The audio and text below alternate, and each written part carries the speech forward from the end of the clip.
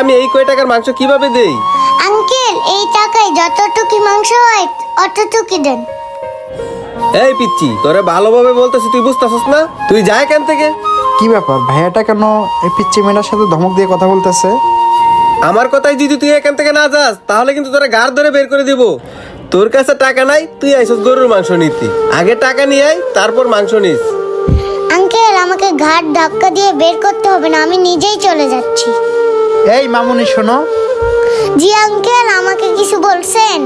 জি মামুনি, তোমাকেই ডাকতেছিলাম। আচ্ছা, তুমি কেন মাংস নিতে আসছো? তোমার বাবা কোথায়? হ্যাঁ আঙ্কেল, আমি মাংস কিনতে এসেছিলাম, কিন্তু উনি আমাকে মাংস দিল না।